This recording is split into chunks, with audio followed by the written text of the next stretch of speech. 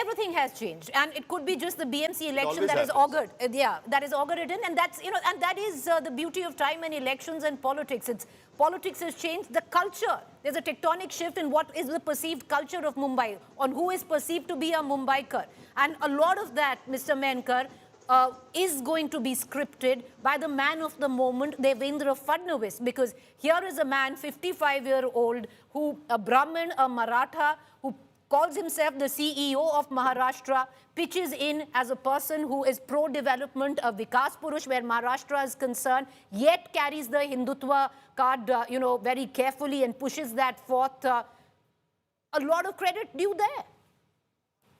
Of course, and Preeti, there was a time when in nearly 12 years before, Nitin Gadkari was competing with Narendra Modi as a future Prime Minister. But it seems that Nitin Gadkari has completely taken backseat. And with this fourth consecutive victory, I mean, three in a row for state in the Mr. state Menkar, BJP. are you hinting Devendra Fadnavis in 2029 could be that young face and a possible contender for the Prime Minister's post? It is quite possible. It is quite possible that in 2029, with Mr. Modi reaching 80, BJP may find their future leader.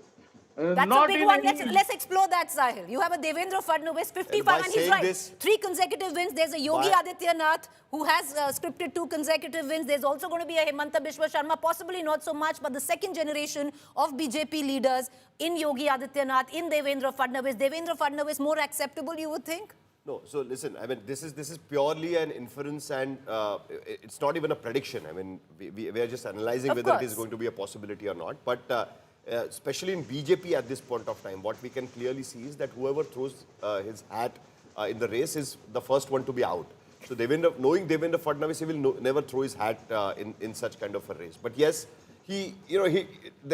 there is a list of what kind of leader is needed at this point of time in the BJP. And he ticks all the boxes. He ticks all the boxes. I mean, he's urban, he's English speaking, he understands the development, he understands the policies, but at the same time, he doesn't shy away from projecting his Hindutva image. Even today, when he made a speech, he did not forget to mention the Hindutva as well, because he started with saying that nothing else works but the development plank, and that's what we used, and that is how we have won these elections. But at the same time, he did not forget to mention that we are hardcore Hindutvavadis, and that's why also our electoral machinery has worked well with the people. So, he fits the bill. He's close to RSS. He knows RSS hierarchy very well, and he's been close to them. So he ticks all the boxes. But what he has achieved from this election is that he has managed to rebuild his image as a leader in Maharashtra, which had taken a big hit in 2019 with that early morning swearing in with Ajit Pawar, and later the things which followed in 2022 and Eknath Shinde becoming chief minister and all that stuff. Will he be now accepted as a true blue Marathi Manas? Well, he has projected himself as Deva Bhau. He has dropped Fadnavis from all his campaigns, and there is a sudden campaign of Deva Bhau. People have started calling him Deva Bhau, the brother, Deva brother. So, that is something which is something new, what I can see here, and that is what he's trying to do. But yes, this election is going to give a boost. I'm just trying to throw one more thing in this discussion. Go for it. It's a big victory for the BJP. BJP even in 2017 had not managed to win so many local elections at that particular time. This time, the BJP with 137 seats, BJP with their chief minister in place, BJP getting almost 100 seats in BMC. At the same time, it's definitely a point of worry for the opposition parties, but also the alliance partners. BJP has become stronger than what BJP was in 2009.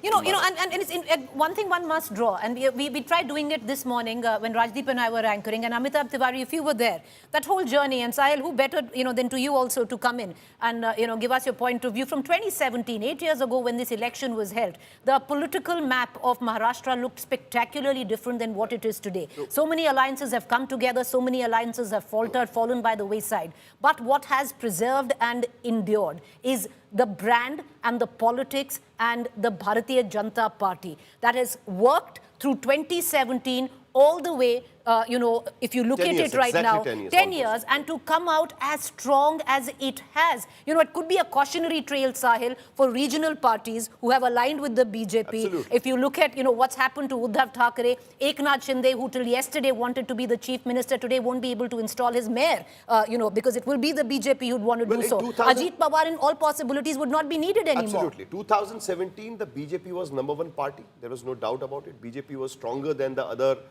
fellow political parties in Maharashtra, be it Congress, NCP, Shiv Sena or any other party. But today, the whole political system of the other political parties has been completely destroyed. Nobody is at the original place where exactly. the person and the was. BJP has only gotten stronger. The BJP is the only party which is getting stronger. Ashok Chavan, the leader at that time of Congress, is in the BJP. Radhakrishna Vikhe Patil, who was leader of opposition of the Congress party at that time, is now with the BJP. Narayan Rane, who was with the Congress at that time, is with the BJP. The Shiv Sena, which was actually acting like a challenger despite being part of the alliance, is now split into two. Right. Eknath Shinde is with the BJP, and Uddhav Thackeray is struggling to survive election after election, trying to retain its core vote.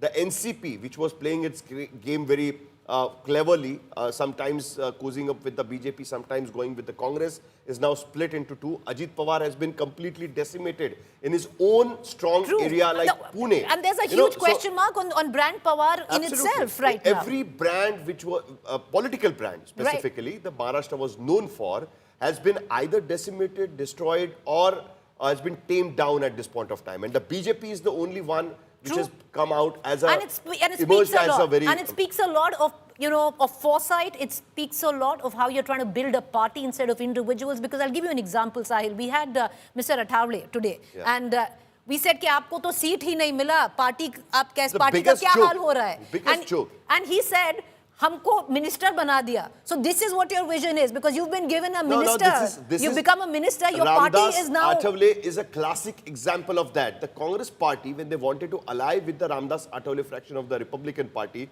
for the same BMC elections in 1992, when the Congress came to power in BMC only time, the first time during Shiv Sena's time, that time they had to promise Ramdas Athavale that we will make RPI's mayor in Mumbai. Imagine. And from there... to not even get to contest. Not even getting to contest one seat in Mayuti, and he's just coming there and praising... and saying, हमको minister बना दिया. This is how myopic it is. It makes no sense because you've ruined your party at the cost of your own cabinet berth. But Amitabh Tiwari, I want to hark back, because, it's always interesting and fun to do so at this point of time, and credit be due. For a moment, Amitabh Tiwari, reflect on Devendra Fadnavis as a possible contender for 2029 Prime Minister's post.